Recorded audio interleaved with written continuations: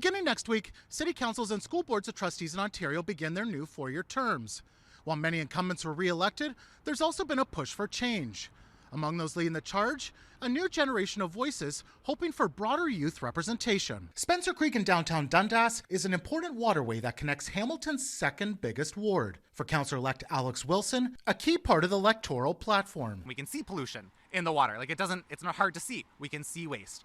Our water is sick, and in a big way. Wilson is a former policy advisor to the NDP MPP for the West End community. Provincially speaking, fears about how increased development proposed by the PCs could potentially impact the town. If our headwaters can be paved over at a moment's notice, and we're not able to, as a community, say no. We're not able to, as a conservation authority, say no, because the province says, oh, that consultation's just red tape. That's just getting in the way. Well, I think that does have a real impact. With just the well-known incumbent running and a lot of thought, Wilson filed their paperwork to run municipally a week before the deadline. The community has a large rural and suburban component in Flamborough, in addition to the urban portion of Dundas. I think a lot of folks are fed up with politicians at all levels who are saying, oh, that's someone else's problem, or we can't do anything about that. But Wilson isn't the typical candidate currently sitting around a lot of council tables. I'm a transit user, I'm a renter, I'm queer, I'm 25. These are all identities that influence my politics. While they don't define themselves solely by those identities, Wilson says it partly helped flip the conversation at the doors by being able to speak firsthand about housing affordability and transit use. Wilson won with 57% of the vote. Of course it's time for new leaders. Of course it's time for a new way of doing things. 22-year-old Stephen Mensah is one of those new leaders. He ran to succeed an outgoing Toronto Catholic District School Board trustee. Whenever individuals would speak to the fact that I was young,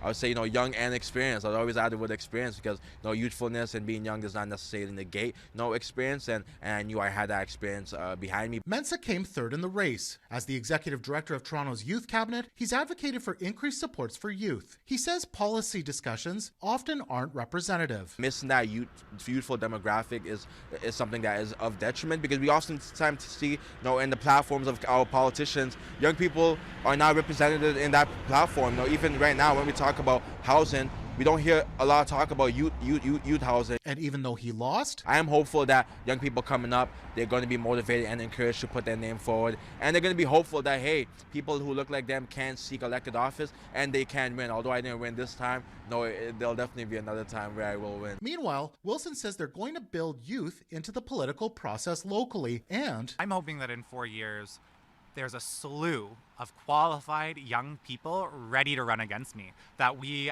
have so many new voices entering our system. In Hamilton, Nick Westoll, City News.